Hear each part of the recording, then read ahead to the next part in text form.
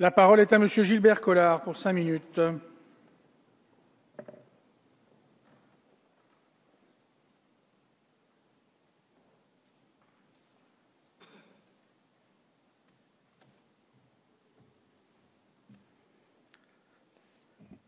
Monsieur le Président, Monsieur le rapporteur, Monsieur le Ministre, chers collègues, c'est la loi contre les juges. Il faut que la loi fasse taire les juges. Et puis c'est aussi un acte d'amour à l'égard de la finance, une finance toxique. On s'attend peut-être un de ces 4 matins à voir Marie Bénard aux finances. Ce n'est pas une loi de validation dont nous débattons aujourd'hui. C'est en fait, on l'a dit, une loi d'amnistie. Car la question, elle est là. Faut-il, oui ou non, amnistier Dexia qui a proposé des emprunts toxiques à nos collectivités locales, ainsi d'ailleurs qu'à nos hôpitaux publics? Des emprunts dont le taux est totalement spéculatif, puisqu'il monte désormais à 15 ou 20% par an, et ce, à un horizon allant jusqu'à 15 ans. Mais en amont, il faut se demander si on doit également amnistier ces préfets dont les services ont laissé passer ces contrats au tamis du contrôle de légalité.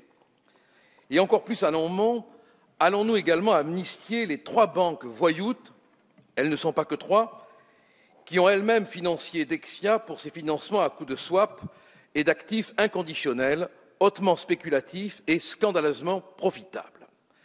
Car si nous dénonçons aujourd'hui les engagements de Dexia, il nous faudra payer 10 milliards d'euros de dommages et intérêts à 3 banksters, comme disait Roosevelt, 2 Américains et un Suisse.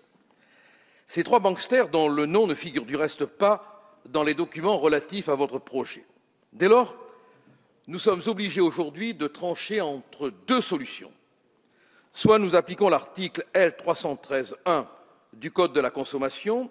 Dès lors, les collectivités locales, et ce sont nos tribunaux qui l'affirment, devront payer à Dexia le taux légal très faible. Dexia devra alors dénouer ses propres emprunts toxiques et débourser 10,6 milliards d'euros, sachant qu'en réalité le groupe Dessia-Cafil est sous perfusion, et ce sera à la République française de recapitaliser ce groupe, dans lequel, ne l'oublions pas, elle était quand même actionnaire de référence.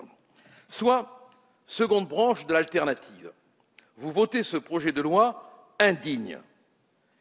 Mais alors, ce sont nos collectivités locales qui devront progressivement payer la facture de 10,6 milliards d'euros, rien que cela.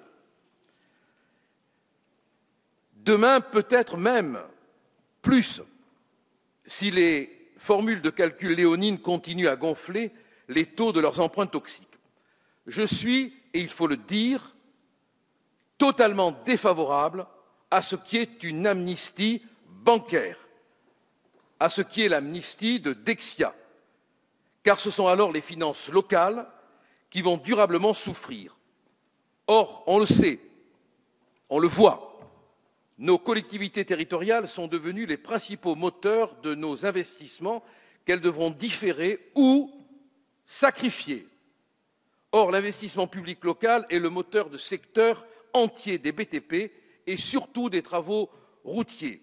Combien de travailleurs votre loi de circonstance va-t-elle encore plonger dans le chômage? En réalité, ce texte va réduire les libertés des collectivités en les étranglant financièrement. Tel est le cas aujourd'hui avec un hold-up sans précédent, un hold-up légal, dont nous ne voulons pas être les complices, de 10,6 milliards d'euros dus par l'État et qui seront épongés progressivement par nos élus locaux. Un hold-up record qui fait pâlir le casse de Nice ou l'attaque du train postal Glasgow-Londres. C'est la réalité. On peut l'habiller légalement, elle restera, même après la loi si elle est votée, une réalité de hold-up. Comment peut-on, à ce point, s'agenouiller devant les banques? C'est incompréhensible, surtout pour un gouvernement qui voulait combattre la finance et qui devient le valet de pied de cette finance. Merci.